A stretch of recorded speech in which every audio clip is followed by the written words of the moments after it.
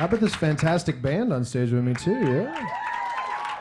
I was just gonna say, can you introduce us to who you're playing with today? Sure. We'll start over there. Stage right, Mr. Monty Anderson on the bass guitar. This is where you're supposed to do like a lick or something. Time's really up. good. You're done. You're done. All right, moving on. You're done. Yeah. Ladies and gentlemen, to Monty's left, to my right, Mr. Andy Skibb. And then normally on cajon or drums would be our regular drummer, Kyle Peak. Kyle couldn't make it today because of a family thing. He's fine. Everything's good. He'll be back with us tomorrow in Santa Rosa. But our tech and friend, Mr. Justin, is here. So give it up for Justin. I'm Dave. And this is Devin Bronson to my left on lead guitar. There you go. That's what we want to hear right there. Well, hey, man, thank you so much on behalf of the Bing Lounge and the new Live 95.5 for making your time to be here with us today. Thank you for having us. Yeah, That's awesome. absolutely. Yeah. So, I'm really curious because you're an American Idol guy, and everybody's got their own unique story about the show in that, when you tried out, did you kind of have that date circled on your calendar, or did you have friends pushing you into it? How did that whole thing come about? My brother Andrew was like Jones in audition for years, and finally an audition came close to home for him in Kansas City. I was living in Tulsa at the time, but an audition came up in Omaha, so he was like, I'm gonna go, and a few weeks before he asked me if I wanted to go and be moral support and all that. I was like, yeah, man, I need a vacation from bartending and playing acoustic gigs to pay rent. And so I drove up to Kansas City, met him, we went up to Omaha, and standing in line, producer came up with a camera, shoved it in our face, asked us why we wanted to be the next American Idol. And I was like, I'm not auditioning. That's his thing. Producer goes, well, you should. And so I gave some answer about Mandy Moore or something, and totally not taking it seriously, which probably was to my benefit at that point. But picked my song in line, auditioned. I made it through the first round. My brother didn't, and we were in the same group. So is he bitter? Come on now, relax.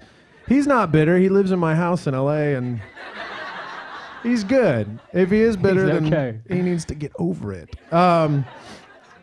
Nah, but it was weird because we got out of the Quest Center arena in Omaha, and I remember telling him, like, this is your thing. Like, if you don't want me to keep doing this, I won't do it. I'll go back to Tulsa and be completely cool. Like, Wow. And he goes, if I don't know what I can say, but I'll censor it. If you don't do this, I will whoop your. Ah. And he could. He'll whoop my Kansas City, exactly, and he could. So. So yeah, I don't know. I kind of stuck it out for him for a while, and then made the show, and it was just like, okay. Well, give us an idea as to how that process works. I mean, you're there, you're waiting in line, you're thinking about it. You go 1 round, 2 round, 3 round. How long before you get to see the big dogs? I think the judges were 5th round. So I mean, there's a few. Like I think the first audition was like middle of the arena floor in front of some rep for one of the myriad of one of the myriad of companies involved with Idol. If you make it past that, you go back like a couple months later, and I went back and did like an associate producer audition, and then a producer audition, and then one other one, if I remember right, and then got in front of Randy, Paula, and Simon. I think I'm still allowed to say their names. Randy and 2 other judges that shall not be named. I don't know. Yeah, and then it was funny because I remember the associate producer round, I sang the song in this like kind of a little like boardroom thing that was empty, and the acoustics in it were incredible. So like I sang Living on a Prayer by Bon Jovi, and the notes are bouncing off the walls. I'm like, yeah, I'm feeling it. And one of the associate producers is playing air drums while I'm singing it. I'm like, I've got her. This is great. And then I get done, and the other person goes, do you play guitar? I'm like, yeah. Because we can tell. You were doing the chord progressions with your right hand the whole time. It's like, oh no. So he's like, you need to figure out something to do with your hands. Like, you use your hands too much. So it's like, okay, go to the next round and get through the song. And they're like, you didn't use your hands enough. You need to use your hands more. And, and then I think the round after that, they said the same thing. So I go into the judges round just like, and I'm not even thinking about the song or the lyrics. I'm just like in my head, like, what am I going to do with my hands? Yeah, it was good because the producer round, they said, what they say? Oh God, they just reamed me. They're like, you don't use your hands enough and you do this wrong and this wrong. I'm like, all right, well, this was a good run, I guess. Like, she's like, you're terrible. You're awful. You're not what we're looking for at all, but take your ticket. You're on to the next round. No big deal. And yeah. Like, oh. All right, so let me ask you this. If you take, as a musician, if you take American Idol out of the entire situation, like today as a musician, where would you see yourself? Being a musician and especially like a one that's trying to get into the business and all that, like you have a very particular mindset, I think, for it to work. For me, it was just hope for the best, expect the worst. So I always thought I had what it took to be right here. Right. But I mean, I know a ton of great musicians that just never got the shot. So I don't know. I guess that's more up to you guys. Do you come out of a situation like that almost? Because, the being an American Idol champion seems nowadays like it could be a gift and a curse. Like, do you come out kind of with a chip on your shoulder? Like, I want to, prove myself even more. Oh, I always have a chip on my shoulder. Attaboy. Absolutely. Attaboy. I mean, that's one of the few things motivating me at this point is a chip on my shoulder. I mean, and I guess it's just money's good. It's great. Don't get me wrong.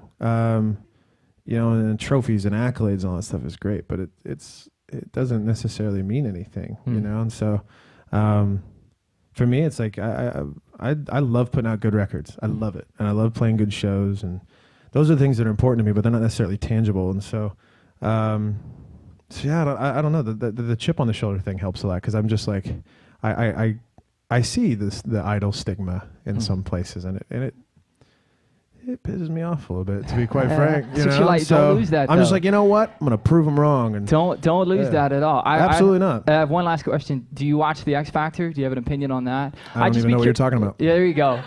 No, I'm brand loyal, man. I'm brand loyal. There you go. Yeah. I'd just be curious, as a guy, who went through the whole process. Sure.